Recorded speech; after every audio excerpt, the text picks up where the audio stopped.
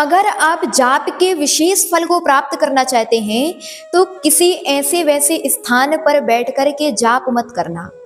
कई लोगों के मन में आता है कि कहीं पर भी बैठ कर के जाप करेंगे हमारे लिए तो जाप का फल मिलेगा ही। ध्यान रखिए, स्थान का भी प्रभाव जाप के फल पर पड़ता है।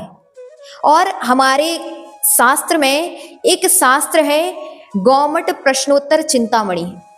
उस ग्रंथ में आचार्य महाराज ने लिखा कि अगर आप घर में बैठ करके जाप करते हैं तो आपके लिए 1 गुना फल मिलेगा। अगर आप वन में बैठ करके जाप करते हैं तो 100 गुना फल मिलेगा। अगर आप किसी नसिया में बैठ करके जाप करते हैं तो आपके लिए 1000 गुना फल मिलेगा। अगर आप वही जाप किसी पर्वत में बैठ करके करते हैं तो 10,000 गुना फल मिलेगा। और वही जाप अगर आप नदी के निकट बैठ करके करते हैं तो 1,00,000 गुना फल मिलेगा। वही जाप अगर मंदिर में बैठ करके करते हैं तो करोड़ गुना फल मिलेगा।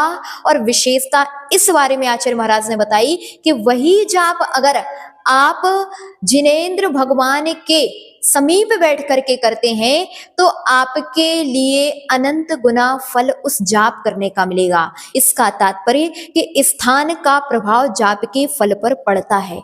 और क्यों पड़ता है तो इसके बारे में समझेंगे, क्योंकि जैसा स्थान होता है वैसे हमारे भावों का परिणमन होता है। घर में उतनी विशुद्धि नहीं होती, यही कारण है कि जाप करने का फल वहां पर कम मिलता है।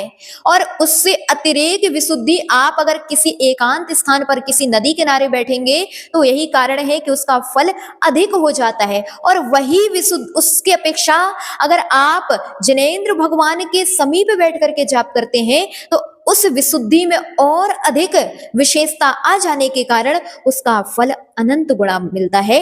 अगर आप चाहते हैं कि मेरे लिए फल विशेष मिले तो जब भी जाप करना तो भगवान के समीप बैठ करके करना। ज्यादा से ज्यादा जाप अगर आप भगवान के सामने बैठ करके करेंगे तो आपके लिए विशेष फल की प्राप्ति होगी।